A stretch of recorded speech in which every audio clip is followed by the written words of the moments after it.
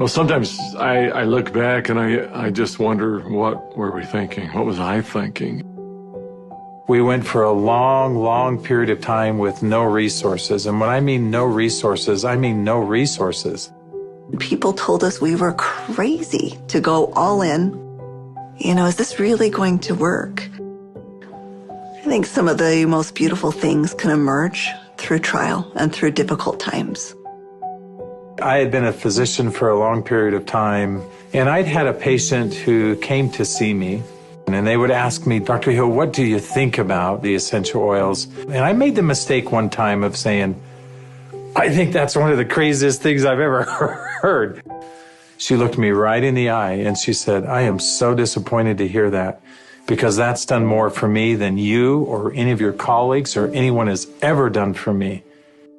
And it intrigued me.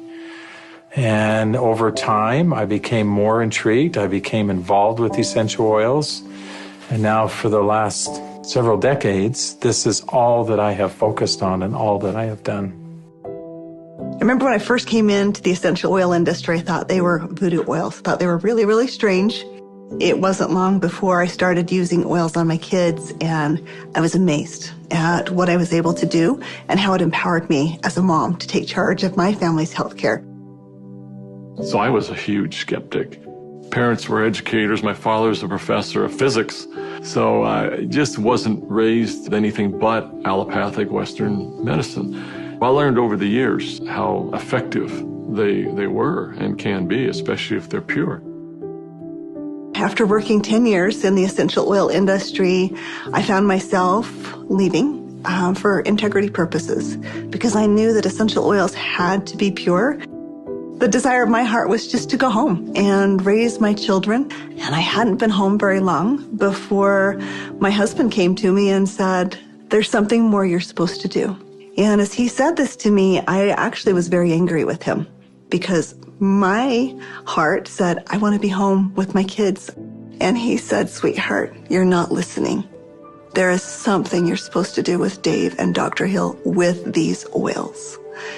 And I said, what do you mean, these oils? I've tried all the essential oils out there. There's nothing that meets the quality standards our family needs to use for our health care. And he smiled at me and he said, I know. You're supposed to find them. Stop thinking with your head and start thinking with your heart. And it was in that moment that I knew. It all came together, and I had such a grand vision of going out and finding the world's most pure, most potent essential oils and educating mothers like me how to take charge of their health care. So it was in that moment before fear took over that I picked up the phone and I called Dave. And Emily Wright called me at the time and just said, what if we could go out and source the most pure essential oils on the planet and bring them to the world in a mainstream fashion? And he got really emotional.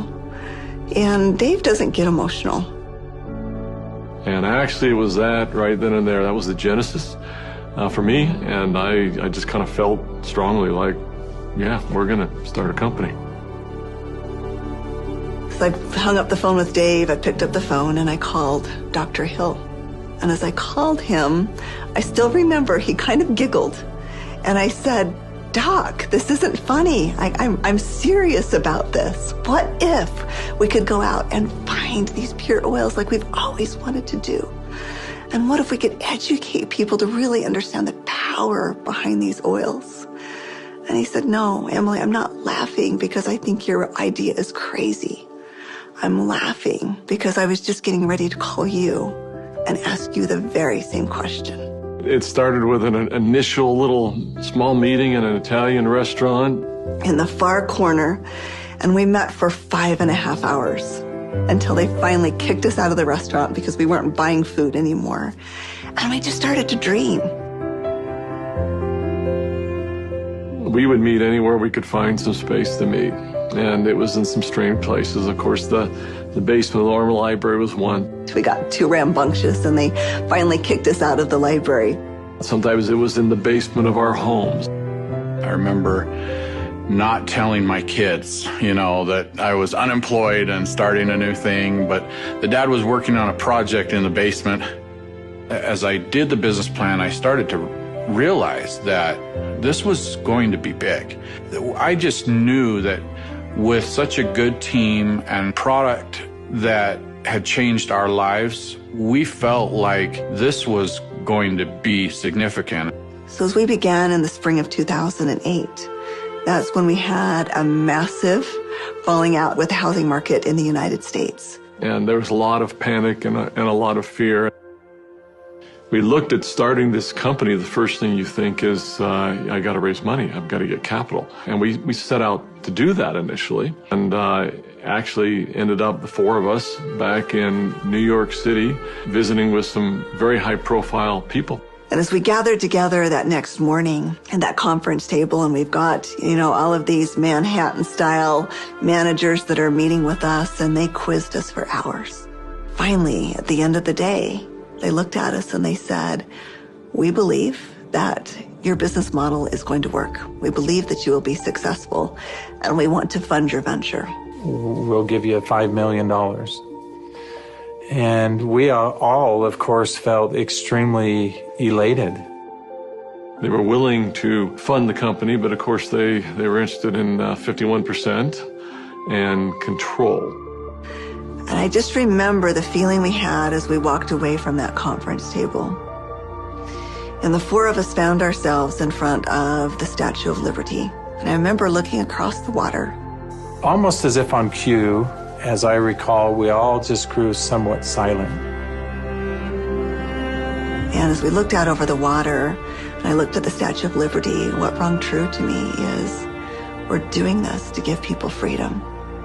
And if we take their money, we can't make people free. And we can't make this dream that we have a reality, because they'll never allow us to bring the quality of essential oils that we know we have to light. Because they'll be looking for an exit strategy, they'll be looking for a return on their investment, and that can't be part of the equation. I remember standing right next to Dave Sterling, and Dave looked at me and in kind of a somewhat shocking way, he asked me, "How much money do you have, Doc?" And I said, I don't know. And he said, "How much can you pull together?" And I said, "I don't know." And he asked each one of us in succession, and before we left the park that afternoon, we had made the decision that we were unable to take any resources from anybody, and instead, we would all leverage everything we have. We took the equity out of our homes, we cashed out 401ks, we liquidated everything we owned in order for this dream to come to fruition. And so as I expressed this to my wife, I remember very clearly, she just looked at me and said, "Well, I trust you. You'll take care of us, and we'll be fine." And we had family members even come to us to say, "You're foolish. Your family is going to be homeless." So we went all in, everything. We didn't hold anything back. We thought it would be for just a couple of months that we went without any income, but it was 13 months. Those final months, we're eating almonds and yogurt and telling our kids they can't go to dance practice and they can't play sports because we don't have enough money. But having that belief that it was all going to be worth it. And I remember a day that we had $5,000 left in our account. $5,000 because we just put together this big oil order. And we didn't know how we were going to make payroll. We didn't know how we were going to make commissions. And just to see how doors open every single time, as long as we continued to step forward, that doors open. People ask me sometimes, how are you guys able to do what you did? And, but everybody rolled their sleeves up and we did every job. We did this job, this job, this job. I was supposed to go out and find these precious oils. So I started calling people, and every single person would say, "Of course, our oils are 100% pure." And that's when I realized almost all essential oils that are sold out there are sold through brokers. These brokers were very smart people, often having very sophisticated labs. And the oils were almost always changed. Most were not pure. Most were synthetically created. I had probably 100+ different samples that had been sent to my home. And every time we would meet, Dave, Dr. Hill would say, Emily, have you found the oils yet? I'd have to say, not yet. Like, are we going down the right path? Is this really what we're supposed to do? And I remember one beautiful day, I opened up my doorstep and 5 oils showed up all on the same day. It was frankincense, lavender, tea tree, lemon, and peppermint. As I smelled these bottles, I called up Dave and I called up Dr. Hill and I said, I found the oils. They said, don't you dare open them until we're all together. We knew that these oils were absolutely pure, and it gave us just enough confidence, just enough faith to continue stepping forward. I remember that first discussion we had. We talked about the culture of the company. What type of soul do we want doTERRA to have? And we realized that these oils are experiential. And we realized it had to be a person-to-person model. We had to bring people together. We've got to have a culture of giving back. We have to have a culture of caring. Locking arms with the people who are putting the seeds in the ground, who are harvesting these products. It's making sure that their needs are met. As I look back on it today with doTERRA, it's overwhelming to me to see the impact it is around the world. There was a lot of sacrifice, but again, those are days we look back on, with some pride. Sacrifice is a really important piece in setting the foundation. Today, we've empowered nearly 8 million families all around the globe. We're now filling 315,000 bottles of oil every single day. And just to think about it on that scale just warms my heart, knowing that every single bottle is changing somebody's life on both sides of the bottle. I think this work has such purpose. It's like, how can we stop? We have single-handedly changed the acceptance of essential oils in science and in medicine.